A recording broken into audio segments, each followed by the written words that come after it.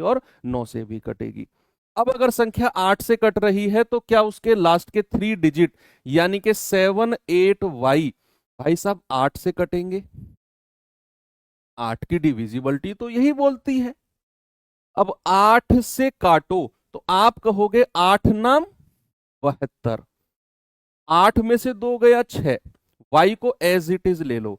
अब y की मैं क्या वैल्यू रख दूं कि भैया ये 8 से पूरी पूरी तरह कट जाए।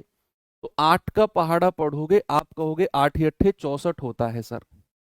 यानी कि कुछ भी करके इन एनी केस y की वैल्यू को 4 होना पड़ेगा, तभी ये 8 8 64 बनेगा, तभी ये पूरा पूरा कटेगा।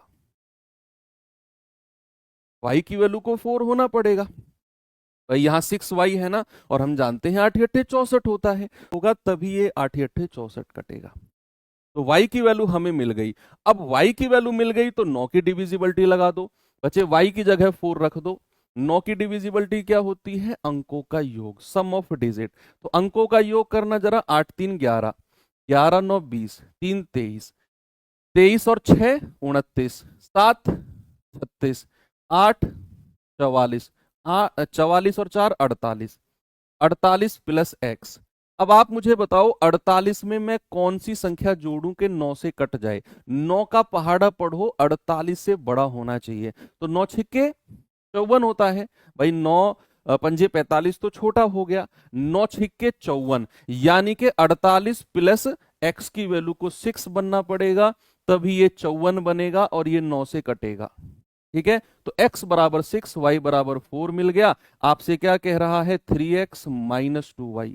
तो 3x यानी कि 6 तिया 18, माइनस 2y यानी कि 4 दूनी 8, तो कितना आ गया? 10। क्या जवाब हो गया? 10 बिल्कुल सही है। आगे चलें। नेक्स्ट, एक पुस्तक का अंकित मूल्य 900 रुपए है। एक व्यक्ति ने इसे लगातार 2 छूट 2 डिस्काउंट के बाद 693 में खरीदा। पहला डिस्काउंट 12%, दूसरा कितने का होगा?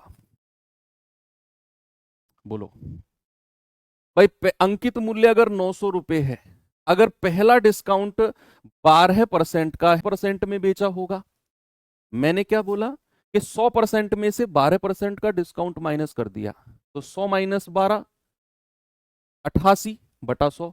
अब दूसरा डिस्काउंट हमें नहीं पता, मैं मान लेता हूं कि दूसरा डिस्काउंट डी है। दूसरा डिस्काउंट कितना है? डी परसेंट का है। तो अगर मैं डी परसेंट का डिस्काउंट दूं तो बच्चे कितने परसेंट में बेचूंगा? तो 100 में से डी माइनस करना होगा ना। तो अगर मैं दूसरा डिस्काउंट डी का देता हूं तो कितने में बेचूंगा? 100 माइनस डी अपॉन 100।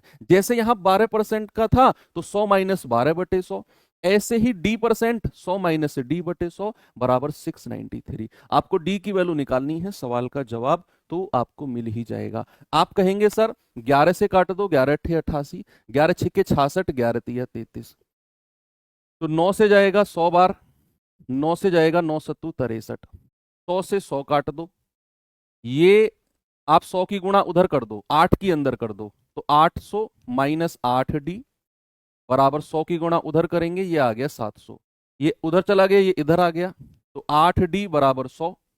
तो d बराबर कितना आ गया? 100 बटा 8, 12.5 बार। 8 एकम 8, 8 दूनी 16, 8 पंजे 40। कितनी बार गया बच्चे? 12.5, यानी कि ऑप्शन नंबर डी दूसरा डिस्काउंट 12.5% का है। आगे बढ़े, सवाल नंबर 16। पहली 12 अभाज्य संख्याओं का माध्य, माध्य बोले तो एवरेज, और अभाज्य संख्या प्राइम नंबर शुरू कहां से होती है? प्राइम नंबर, देखो जब बात संख्याओं की आ रही है ना, जब तक आप इस सवाल का सॉल्यूशन निकालो, कुछ आपको मैं वैल्यूएबल बातें बता देता हूं। सबसे छोटी अभाज्य संख्या, स्मॉलेस्ट प्राइम नंबर, मेरी अब बात सुनना, मैं लिखूंगा नहीं, मैं केवल जवाब लिखूंगा। सबसे छोटी अभाज्य संख्या, आप कहेंगे सर 2। अगर मैं कहूंगा सबसे छोटी अभाज्य संख्या 2, अगर मैं कहूंगा एकमात्र सम अभाज्य संख्या, the only even prime number, the only even prime number, आप कहेंगे 2। केवल 2 ही है जो इवन भी है और प्राइम भी है। अगर मैं कहूंगा सबसे छोटी विषम अभाज्य संख्या, the smallest odd prime numbers, मैंने इंस्टाग्राम पे क्वेश्चन डाला था, ये उसमें जो पेज बना हुआ है, आप में से जो बच्चे जुड़े हुए हैं उन्होंने, मैं कह रहा हूं 70% लोगों ने इसका गलत जवाब दिया था। द सबसे छोटी विषम अभाज्य संख्या, स्मॉलेस्ट ऑड प्राइम नंबर्स, आपने एक जवाब दिया था लेकिन जवाब आएगा 3, स्मॉलेस्ट ऑड प्राइम नंबर। अगर मैं कहूंगा सबसे छोटी भाज्य संख्या, smallest composite number, smallest composite number, बच्चे आप लोग दो दो दो दो कह रहे थे वहां पर, लेकिन नहीं, ये आएगा 4। स्मॉलेस्ट कंपोजिट नंबर कितना है? 4। ये कुछ क्वेश्चन है। सबसे छोटी सम संख्या 2, सबसे छोटी विषम संख्या 1, सबसे छोटा होल नंबर पूर्ण संख्या 0, सबसे छोटी नेचुरल संख्या 1।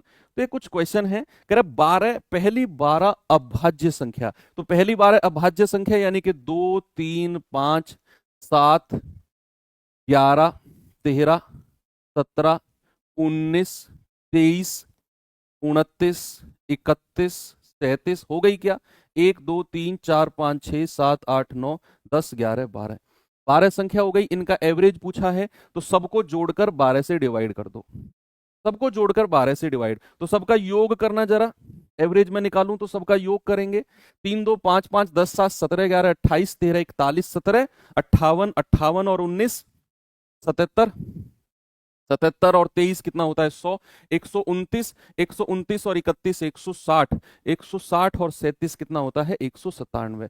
क्या मैं गलत जोड़ा है? मैंने बता देना बच्चे, 197 बटे 12, तो 12 दूनी 24 तो ज्यादा हो जाएगा, 12 एकम 12, 7, 12 छिंग 72, 16 पॉइंट समथिंग आएगा। एक ही ऑप्शन है जो 16.42 है।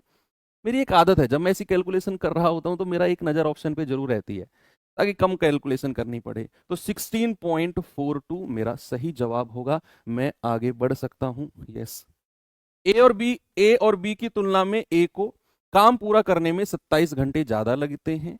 ए और बी की तुलना में बी को काम पूरा करने में 3 घंटे ज्यादा लगते हैं। हाँ, यही तो गलत जवाब कह रहे हो आप लोग। पिछले क्वेश्चन में बच्चा कह रहा है एक, क्या इसमें सर पहला और लास्ट का जोड़कर 2 से डिवाइड नहीं कर सकते? वो क्रमागत में करते हैं, वो कॉन्जिक्यूटिव की केस होती है बच्चे, जहां पर जो गैप होता है संख्याओं का वो बराबर चलता है। अभाज्य संख्या में वो गलती मत करना, क्योंकि अभाज्य संख्या कॉन्जिक्यूटिव नहीं होती है। ओके, तो भैया कह रहा है ए बी की तुलना में बी 3 घंटे ज्यादा लेता है, तो ए कितना समय लेगा? ये फिक्स फॉर्मूले के ऊपर क्वेश्चन है। मैं बता देता हूं क्या फॉर्मूला है, कि सपोज ए और बी ने मिलकर किसी काम को डी दिन में किया है। ए और बी ने मिलकर, मैंने कहा ए अकेले ने उस काम को डी प्लस एक्स दिन में किया है और बी अकेले ने उस काम को डी प्लस वाई दिन में किया है। यानी कि दोनों मिलकर डी दिन में कर रहे हैं। ए जो है वो दोनों के समय से एक्स दिन ज्यादा, बी जो है वो दोनों के समय से वाई दिन ज्यादा। और अगर मैं यहां डी की वैल्यू आपसे पूछूंगा, यानी कि दोनों का समय, याद रखना अंडर रूट ऑफ एक्स गुणा वाई होता है। क्या होता है? अंडर रूट ऑफ एक्स गुणा वाई। तो आपको यहां देखना है ए और बी की तुलना में ए 27 घंटे ज्यादा ले रहा है, एक्स की वैल्यू।